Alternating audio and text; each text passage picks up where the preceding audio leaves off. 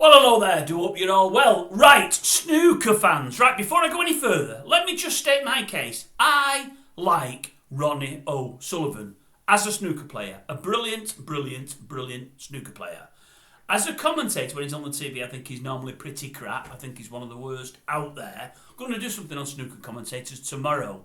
But if you get a minute, anyone watching this, who's your favourite snooker commentator or pundit, or who has been over the last few years? Who do you like and who do you dislike? You can give me 3 or 4, no problem at all. But no, I like Ronnie.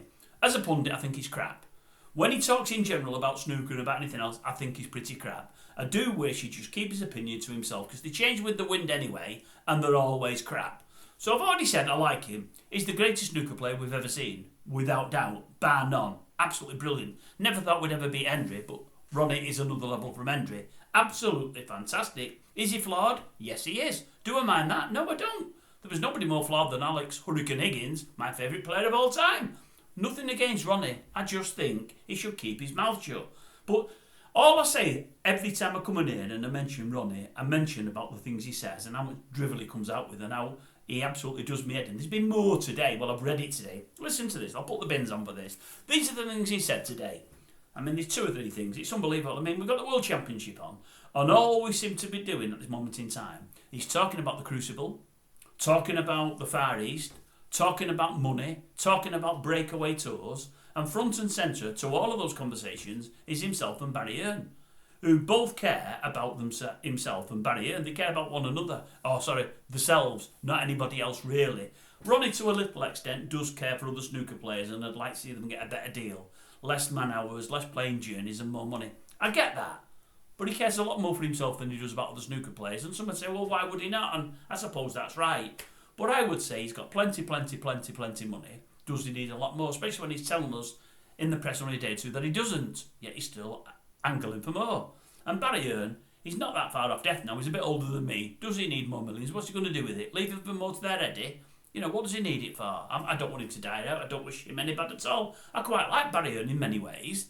But, you know, you don't sell your soul of the sport that made you. Started off in your pursuit of millions just for more dosh when you don't need it. Anyway, that's a different story. These are things that's been said today. Ronnie has said, he said, I would welcome a breakaway tour. I'd love something like Live Golf. I'd love that. If somebody came to me and offered me tomorrow night £6 million, was it 600 million pound like they have to John Ram? I'd snatch their hands off of that. 600 million pound? What are you talking about, man? Who's going to give me 600 million pound? They might give you 8 or 10 million for going there for 3 years and playing solely there. You're never going to get 600 million. This is snooker. It's not golf. Snooker, this is 600 million pound. And then he said, because everybody wants to see the top stars and everybody should have a prize. He said, it's like Tiger Woods. He's the only one I'd pay to see. If somebody said to me next year, here's some free tickets, you can go and watch the Masters, or you can go and watch Tiger Woods on the driving range for 3 days, they'll be on there for 3 days, I wouldn't even give the Masters a second look. I'd go and watch Tiger Woods, because he's gold. He's what the game's all about. Without him, there is no golf. And I thought, oh, here we go. He's saying, without him, there's no snooker in his own way, which, to a great extent, he's got a point to get that. He is the king of the green baize at the moment, without a doubt, and probably always will be. But who would rather, I mean, if Woods was in his prime, in his late 20s, and finding balls here, there, and everywhere, at his best, who would rather watch him on the driving range than the Masters? Absolutely nobody. I mean, for a start, Woods will be at the Masters. If he's on the driving range when the Masters is on, it's because he can't get in it, or he's not good enough. I mean, man, he can't walk anymore. He's had fusions here, there, and everywhere. Doesn't know whether he's coming to go, and his body's knackered. So you won't want to see Tiger Woods now anyway on the driving range, not compared to what he was. I know he's been a colossus, he's been the best, I know all of that. Go watch someone on the driving range over the Masters. Ridiculous. And some will say, well, he's only trying to make a point. Rubbish. There was another. What's the other one I heard? No, that's it, I think. Tiger Woods, yeah, that's it. He'd want the 600 million. If they rung him tomorrow, he'd love that. He'd rather watch Tiger Woods on the driving range than watch the Masters.